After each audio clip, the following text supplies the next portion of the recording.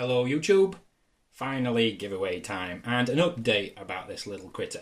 If you saw my previous video with this one, you'll be aware of my video problem. Basically, the stock camera and the stock goggles, I just got horizontal lines. I'll put a link in the description below if you want to see it, but basically this camera with these goggles on any frequency, I just couldn't get working. Now I've taken these goggles apart and I've reflowed every single component that I possibly can on there, either with the iron or with the hot gun.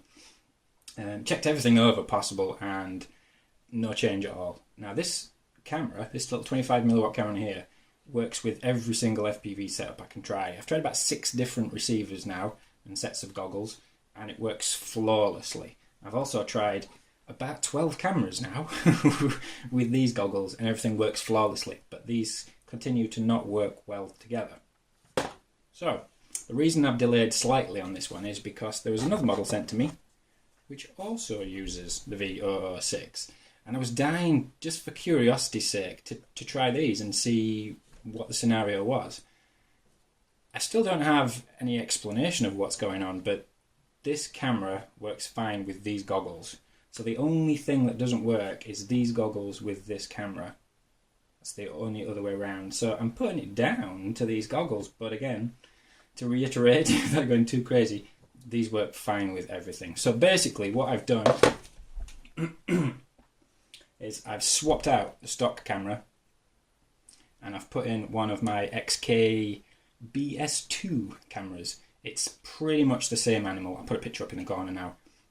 Pretty much the same animal, slightly sharper focus, but other than that, it's almost exactly the same. I had to cut a couple of slightly deeper grooves in there, I'll melt them in with the soldering iron actually, to fit this through there, but it's nice and solid, certainly as solid as the original, and the performance is pretty much identical. The frame is still damaged on this one. I haven't changed it out because I haven't got one, but this one you just take those 2 screws off and slip everything out and put it in another frame. So be aware, this is a damaged frame if you want in this for giveaway. The other things that I've done is the battery inside here is 500 milliamps, which is not enough. You're going to maybe get 3 flights, maybe 4 or 5 if they're short, and you turn it off really quickly in between. For anything like me, you'll leave it on and then you'll have to charge it up via USB, which is really slow. So what I've done is just tapped in a little cable here. Now if you open this up, you can take this cable out. It's got the same connector as this on it, and you can put the stock battery in. So if you don't like this, you can put the stock one back in and charge it from USB. This will still charge from USB, but it takes a lot longer now. So this is about 1200 milliamp 1S. Not an amazing battery, but it's a cell that was worth saving out of one of the others. So you can put anything on the top of here with a lossy connector now. And there's a bit of Velcro on there as well. This I would consider an essential mod anyway. There we go.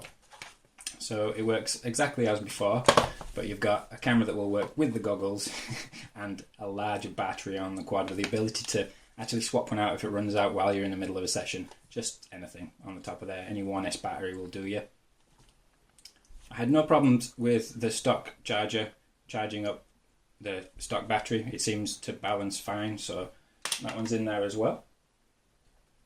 Stock battery performing pretty good, and thanks to my brother, 2 upgrade batteries there.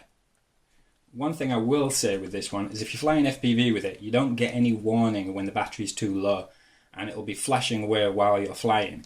He actually gave me 3 of these batteries and I puffed one up something crazy, so sorry about that. So you got 2 upgrade batteries and the stock battery. So that was a bit longer than it needed to be, but oh, the other thing is your camera is NTSC only. So it's 30 frames a second, my choice, and 120 degrees. I'm not sure if the stock one was 120 degrees or not, but this is my preferred one anyway. So if you want to win this little guy, leave a comment in the description and we'll do a giveaway in 7 days. Boop, over and out.